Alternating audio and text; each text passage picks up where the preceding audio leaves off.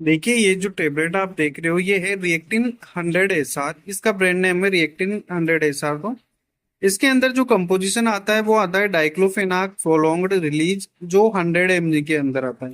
यानी इसके अंदर जो कंपोजिशन है वो है डाइक्लोफेनाक, जो 100 mg के अंदर है, और ये एसआर है यानी सस्टेन्ड रिलीज। इसका मतलब होता है कि ये जो दवा है अगर आप एक बार लेते हो तो ये धीरे धीरे आपकी बॉडी में रिलीज होती है, यानी एक साथ रिलीज नहीं होती, ये धीरे धीरे आपकी बॉडी में रिलीज होती रहती है। ये एक एनएसएआईडी ग्रुप की दवाई है, यानी कि non steroid anti inflammatory drug है। और इसका जो उपयोग किया जाता है वो दर्द को कम करने के लिए इसका उपयोग किया जाता है।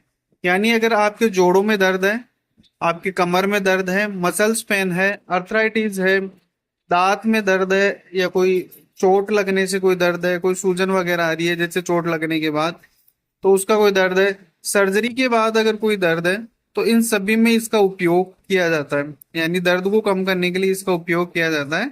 और इसका काम करने का तरीका ये रहता है कि ये जो हमारे शरीर के अंदर जो पेन और इन्फ्लामेशन को कंट्रोल करने वाले जो केमिकल्स होते हैं, जैसे आप प्रोस्टाग्लैंडिन के नाम से जानते हो, तो ये क्या करती है, उनको ब्लॉक करती है और साथ ही उनको कम भी करती है, जिससे हमें दर्द और इन्फ्लामेशन में आराम मिलता है। ठीक है। और इसे खाना खाने के बाद लिया जाता है। और इसकी जो मैक्सिमम डोज रहती है पर डे वो 150 mg तक आप ले सकते हो पर डे, क्योंकि ये एसआर है, सस्टेन्ड रिलीज है, यानी ये दवा धीरे धीरे आपके शरीर में बनी रहती है और धीरे धीरे आपके शरीर में रिलीज होती है। लंबे समय तक ये दवा बनी रहती है, इसलिए इसे ज्यादा मात्रा में लेने की आवश्यकता नहीं रहती है। और इस दवा को हमेशा खाना खाने के बाद ही लेना है, खाली पेट नहीं लेना है, क्योंकि खाली पेट ये आपको प्रॉब्लम कर सकती है, गैस्ट्रिक कर सकती है, अल्सर कर सकती है। ठीक है। और इसके जो साइड इफेक्ट होते हैं वो उसमें आपको पेट में जलन रह सकती है, एसिडिटी रह सकती है, गैस रह सकती है पेट के अंदर, मतली आ सकते हैं, चक्कर आ सकते हैं।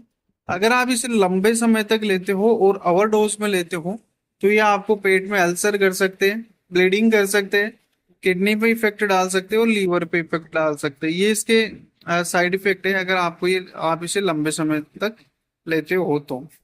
और देखिए, अगर जिन लोगों के पेट में कोई अल्सर है, कोई किडनी से रिलेटेड कोई प्रॉब्लम है, लीवर से रिलेटेड कोई प्रॉब्लम है, हार्ट से रिलेटेड कोई प्रॉब्लम है, या कोई फिर अस्थमा के पेशेंट है, उन्हें ये टेबलेट बिल्कुल सावधानी से लेनी है और डॉक्टर की देखरेख में ही लेनी है। ठीक है।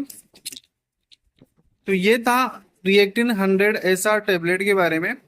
और इस वीडियो में इतना ही, मिलते हैं नेक्स्ट वीडियो में। और अगर इससे रिलेटेड और कोई इन्फॉर्मेशन चाहिए तो आप मुझे कमेंट बॉक्स में कमेंट कर सकते हो। ठीक है, बाय।